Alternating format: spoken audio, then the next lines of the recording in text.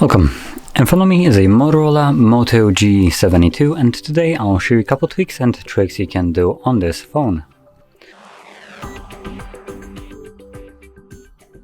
So let's get started by showing you the dark mode, which is under the display. You have a nice switch for it, like this one, and it will switch the entire system into dark mode. This will include a bunch of default applications, but not all of them, and also most of the apps that you might download from Play Store probably will not utilize the dark mode from system, so just something to keep in mind. And additionally, you can also make it so it switches between light and dark mode based on schedule. You can set one up right here, start and end time, and this will just flip between them. Might be a really nice thing to have if you tend to like to have, for instance, dark mode during the nighttime and light mode during the daytime. Now moving on to the next option, it's going to be the colors, which is also on the display. We have on right here. It's set to saturated by default, but you can also change it to natural. Now on a camera it doesn't really look like a big of a difference. In person it's just a little bit more noticeable.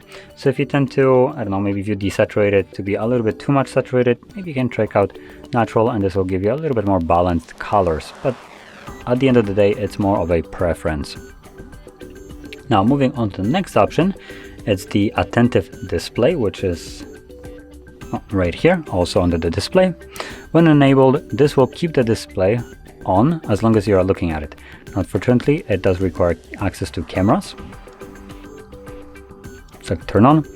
And right now I could select it to be timeout, a screen timeout at like 5 seconds. And as long as the camera sees my face, it will keep the screen on.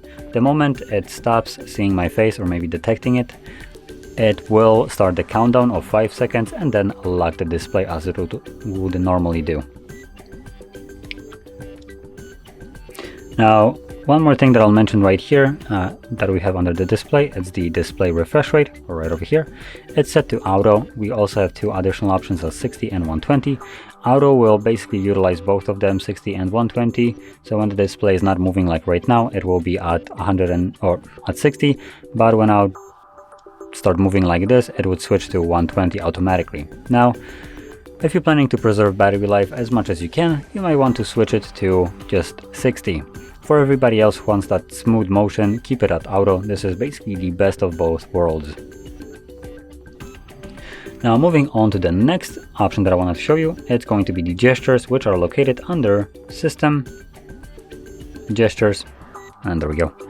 And we have several different ones in here, so we can choose whichever one you want. You can check out all of them. I believe you won't be able to utilize all of them at once because some of them use the same keys for some gestures. For instance, we have double press power button for instance, launch assistant or launch camera. Then we also have, let's see, do we have something else? Quick capture? Nope, that actually is a different gesture. So it actually looks like we might be able to utilize all of them.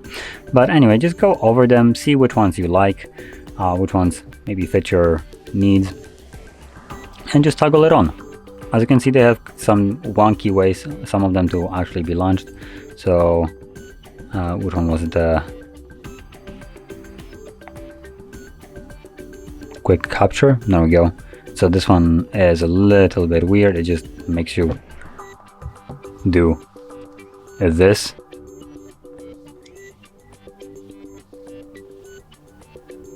So it opens up camera, which is not what I actually thought it will open up. I thought about quick capture, it meant a screenshot, not an actual photo, considering we do have a double press for instance, camera. Where was it? Double press, there we go, launch camera. So, same thing. Anyway, one another thing found in here is the system navigation. Right now I've been using buttons at the bottom, as you can see, but you can change it to gesture navigation if that is something that you want to check out. Maybe go right ahead. It's a really nice way of navigating to the device. If you have never used it before, I highly recommend it. Now the way you navigate using this is you swipe up to go home, swipe up and hold to go to recent, and swipe from either side. Hello, swipe from either side. It should work from either side, but for some reason it's not really working right here. Let's see if we go in here, and here it works. So maybe it just doesn't work in this specific scenario, but I have never had this problem before. But usually, like I said, you can almost utilize it in any kind of situation, the back gesture from either side. It should work without a problem. Just this one, now that I said it, just decided not to work. Now, moving on to the next thing that I want to show you, it's the off-grid, which we can navigate by holding on the empty space on the home screen, then going to home settings. Never mind, not home settings. Personalize. There we go, personalize, and you have layout. And here you can select a layout on your home screen, so you can have less or more applications visible on your home screen if you want to. Obviously, you have a bunch of additional personalizations in here, so you can utilize them, change it to what you want.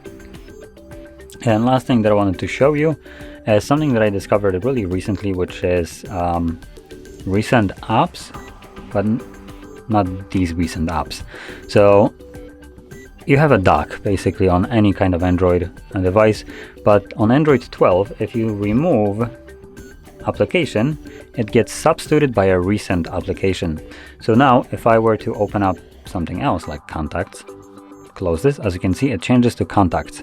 Now this will work way better if you have way more apps and this becomes a dynamic application. Obviously you can have an entire dock of dynamic apps if you want to. As you can see right now I have 3, 4.